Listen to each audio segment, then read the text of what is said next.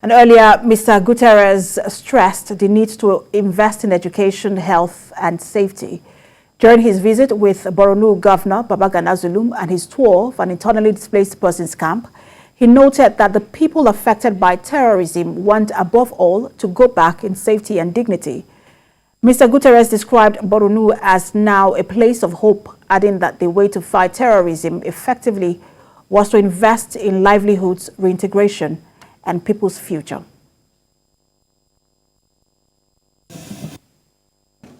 I want to congratulate the governor for what I've seen today and to tell him that I want to appeal strongly to the international community to understand Borno as a state of hope, to support humanitarian action in Borno, but to recognize the enormous challenges that Borno faces with climate change, with still Boko Haram active, even if weakened, and to invest in the Borno of hope, to provide support to the projects of the government of Borno and of the civil society in Borno in order to create the conditions for real development, to create the conditions in which schools work, hospitals work, jobs exist, in which people can live in peace and people can live in solidarity. So I will be your advocate, Mr. Governor, your advocate within the international community, asking the international community to support and to invest in the Borno of hope. Joining me now to discuss the UN Secretary General's visit is security and intelligence consultant Adams Abu. Good to have you on. Thank you very much. It's my pleasure to be with you this afternoon. So let me get your thought on this. Do you think that the fact that the UN Secretary General visited Borno State first holds any significance? And when you think of the fact that Borno State for a really long time was at the heart of the Boko Haram attacks. And then let me also ask you what you make of his description of Borno State as a place of hope. Well, thank you very much. I think the visit of the UN Secretary General is of great importance, not only to the war against terrorism and banditry that we have in the country, but also it has a very significant economic value for this country. Like you said, he visited Borno State because that was at least still the epicenter of terrorist activities in this country.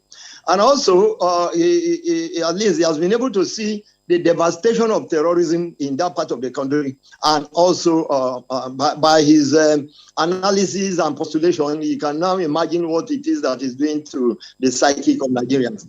Again, he has also seen the efforts of the governor of Borno State, and not just like other Nigerians have been talking about it, at least he has seen something about it, and with his eyewitness, as it were, you'll be able to know what exactly the UN might be able to do for this country to be able to achieve our aim in defeating terrorism and enhancing economic development for the country, because that is one of the the major causes of the various insecurities that we have across the country. But in terms of specifics, what exactly does he bring to the table, though? Because there are those who are speculating or expecting whether him to galvanize that international support for the fight against insecurity in the country. But specifically, what does he bring to the table?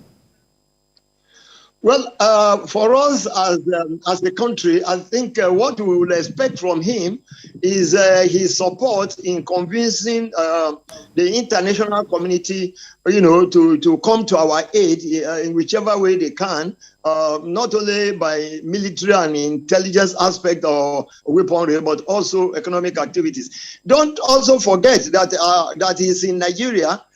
He's here with a team of a representation of the international community, one person specializing in the other. And again, what they will be doing for us will also be determined by what is the presentation of Nigerians, particularly the government, to them. And I think what the government should do now is to ask them to help us in convincing the international community, especially those that are supplying us with armaments, to reduce some of the conditionalities that are attached. That's why some of these things cannot be used, as it were, because we think some people are just ordinary bandits. You may not be able to use it in Nasarawa, you can't use it in Benue and things like that. So we need to come out with these specifics and I think having seen it, I mean, the devastation by himself, he should be able to convince the various countries that make up the international community to come to the aid of Nigeria. And let's also talk about the reintegration plans that has been taking a longer time than expected. Most of these people in IDP camps are still there after years. We're having more IDP camps because of the bandit situation where people are now fleeing their villages. In terms of reintegration plan, do you think that we could leverage on this visit to ensure that people go back to their communities? But the point is this: you can't tell the people to go to their communities if the communities are not safe. So how many times have we had the IDP instead being attacked? And how many times have we heard that some of the villages that the IDPs returned to was attacked?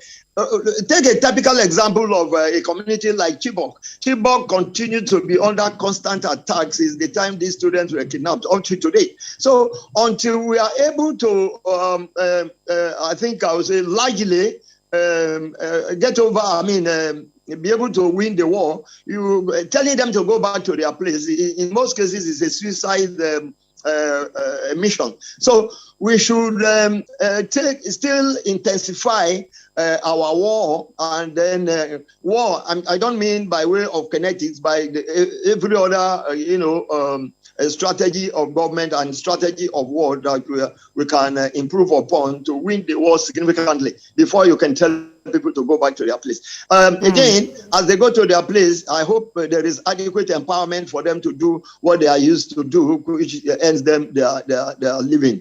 Until these things are put in place, you tell people to go back to their place. That's just a suicide mission. Absolutely. Interesting points you raised there. You can ask people to go back to their place without adequate security. Thank you so much for talking to us. The UN Secretary General will be meeting with the President and the Vice President. We'll see how that conversation goes. Security analyst Security and Intelligence Consultant Adam Zabu, thank you for talking to us.